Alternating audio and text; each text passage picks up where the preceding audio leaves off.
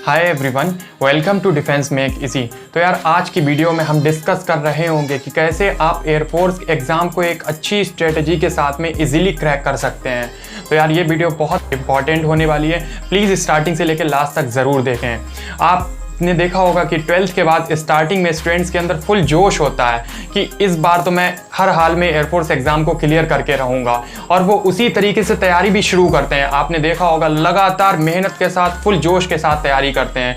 लेकिन मैं आपको एक चीज़ बताना चाहूँगा कि आपकी इसी तैयारी को इजीली बनाने के लिए कुछ टिप्स एंड ट्रिक्स की भी ज़रूरत पड़ती है, और आपको कैसे इस एग्ज़ाम को क्लियर करना है, कैसे आपको बेलगाम तक का सफ़र तय करना है, ये सारी चीज़ें हम आपको इस वीडियो में बता रहे हो।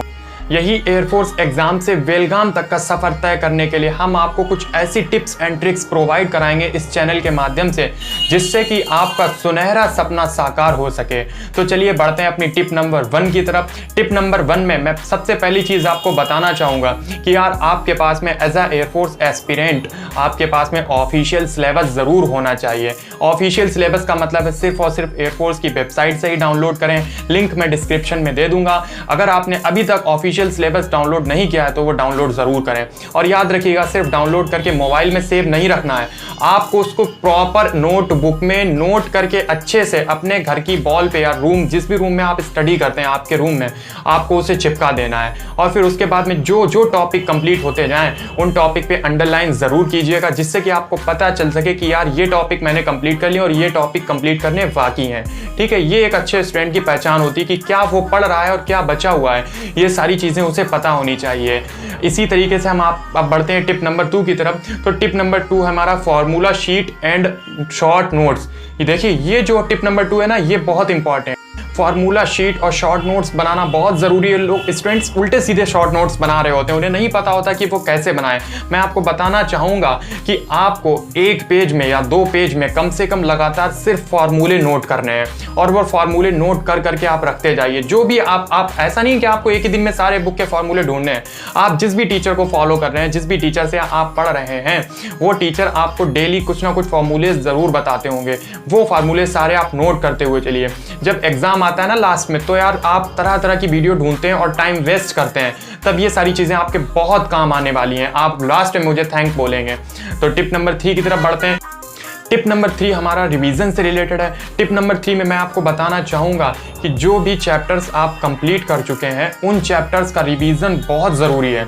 याद रखिएगा, रिवीजन करना बहुत ज़रूरी, लेकिन ये तो सभी को पता होता है कि रिवीजन करना बहुत ज़रूरी है। कैसे रिवीजन करना ये इंपॉर्टेंट होता है। तो आप एक दिन सेट करिए अपना वीक में एक दिन ऐसा होना चाहिए जिस दिन सिर्फ और सिर्फ रिवीजन होना चाहिए। याद रखिएगा, या फिर आप डेली आधा घंटा या 1 घंटा ऐसा बनाइए जिसमें आप रिवीजन करें। अगर आप इतने कंटिन्यूअस हैं, खुद पे कंट्रोल कर सकते हैं कि आधे 1 घंटे में आप रिवीजन भी कर लें, लेकिन याद रखिएगा टालना बिल्कुल भी नहीं कि आज नहीं कल कर लूंगा, तब आप डेली करिए। अदरवाइज आप वीक में एक पूरा दिन इसी चीज के लिए शेड्यूल कर सकते हैं रिवीजन करने के लिए, क्योंकि पीछे की चीजें जो आप पढ़ते जा रहे हैं वो बैकअप रिकॉल करना बहुत जरूरी है, वरना आप इजीली वो सारी चीजें भूलते चले जाएंगे, नई चीजें ग्रैब करने में भी प्रॉब्लम होगी। तो ये सारी मुश्किलें आना शुरू हो जाती हैं, फिर उनको एयरफोर्स का सिलेबस बहुत कठिन लगता है, जबकि ऐसा कुछ नहीं है। मैं आपको बताना चाहूंगा कि सिलेबस बहुत ईजी है अगर आप पढ़ने वाले बच्चे हैं तो।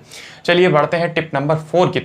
टिप नंबर 4 में मैं आपको बताना चाहूंगा कि आपको बहुत ज़्यादा बुक्स नहीं खरीदनी है। अक्सर स्टूडेंट्स क्या करते हैं कि लॉट्स ऑफ बुक्स खरीद लेते हैं और बुक्स का कलेक्शन होता है उनके पास में, फिर वो कंफ्यूज होते हैं कि किस बुक से पढूं, किस राइटर से पढूं, और तरह तरह के लोगों से पूछते हैं। इसमें बहुत टाइम वेस्ट होता है। आप ज़्यादा नहीं, एक सब्जेक्ट की मिनिमम 1 बुक या 2 बुक रख सकते हैं। एक सब्जेक्ट के लिए मैक्सिमम 2 बुक्स, और उनको रिफर कीजिए। जब कभी एक बुक में प्रॉब्लम आए तो दूसरी में देख सकते हैं, बाकी दूसरी, क्योंकि आपके टीचर तो आपको प्रोवाइड करा ही रहे हैं ना नोट्स, तो वो आप देख सकते हैं। तो आपको बुक की जरूरत ही क्या है। बुक सिर्फ आपकी एक्स्ट्रा नॉलेज के लिए, याद रखिएगा, क्योंकि बुक में काफी लेंदी लिखा हुआ होता है। बुक में क्वेश्चंस भी बहुत ज्यादा होते हैं, इजी क्वेश्चंस भी होते हैं, टफ क्वेश्चंस भी होते हैं। तो आपकी प्रिपरेशन किस टाइप से वीक है, सिर्फ आपको वही क्वेश्चन लगाने हैं। अगर आप इजी क्वेश्चंस इजीली लगा लेते हैं तो आपको बुक में मूव करना है थोड़े से टफ क्वेश्चंस की तरफ, क्योंकि यार लेवल भी बहुत जरूरी है। अगर आप सिर्फ इजी क्वेश्चंस लगाते रहेंगे तो पेपर में इजी नहीं आने वाले हैं, आपको भी पता है। पेपर में हर तरीके के क्वेश्चंस आने वाले हैं, easy, moderate and tip number 5 जो कि बहुत इंपॉर्टेंट है, जो कि सभी स्टूडेंट्स जानना चाहते हैं।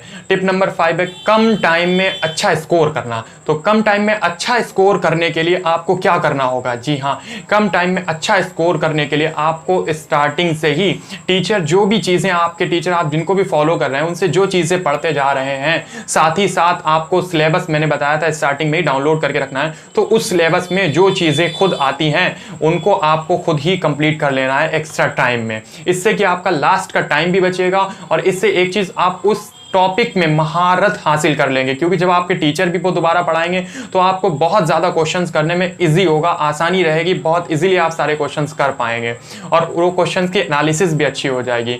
और मैं साथ ही साथ आपको बताना चाहूँगा कि जो इंपॉर्टेंट टॉपिक हैं, जो भी इंपॉर्टेंट टॉपिक हैं उन पर आपको ज़्यादा टाइम देना है और जो एयरफोर्स के लिए इंपॉर्टेंट नहीं उन पर ज़्यादा टाइम नहीं देना है। ये गलती बिल्कुल भी नहीं करना है आपको कि पूरी बुक आपने ले ली और आप स्टार्टिंग से लेकर लास्ट तक सारे टॉपिक को एक से पढ़ते हुए जा रहे हैं। नहीं, जो इंपॉर्टेंट टॉपिक हैं उन पे ज्यादा टाइम और जो इंपॉर्टेंट नहीं उन पे टाइम ज्यादा नहीं देना है। ये चीज याद रखिएगा, ये स्ट्रेटेजी जरूर होनी चाहिए। बढ़ते हैं टिप नंबर 6 की तरफ। टिप नंबर 6 में हम आपको बताना चाहेंगे कि जो भी पढ़ो उसे रिकॉल जरूर करो। रिकॉल करने का मतलब है कि जो भी पढ़ो उसे खुद को समझाओ, खुद से बिना बुक देखे बिना कॉपी देखे आप खुद से बोलो उसको खुद से, ताकि वो आपको अच्छे से कॉन्सेप्ट आपके दिमाग में बैठ जाए, आपको याद हो जाए। इससे कॉन्सेप्ट इजीली याद हो जाते हैं।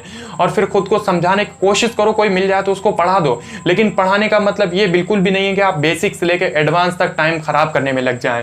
सिर्फ और सिर्फ अगर उसको आता है थोड़ा बहुत तो जो आपने पढ़ा उसी से रिलेटेड आप पढ़ा देंगे। हाँ, किसी की हेल्प करना यार बुरा नहीं होता है, लेकिन ऐसी भी हेल्प नहीं करनी है कि खुद को ही बेकार कर लें। ये चीज़ याद रखिएगा।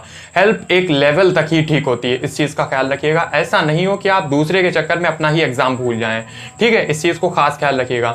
नेक्स्ट मैं आपको लास्ट पॉइंट बताना चाहूँगा, जो कि ये कि यार फोकस आपका डेली होना चाहिए, कंटिन्यूअस रहना चाहिए। आप अगर कंटिन्यूअसली पढ़ाई कर रहे हैं, भले ही 2 घंटे क्यों ना करें, आप देखेंगे कि जब तक आपका एयरफोर्स एग्जाम आएगा आपकी बेहतर तैयारी हो चुकी होगी।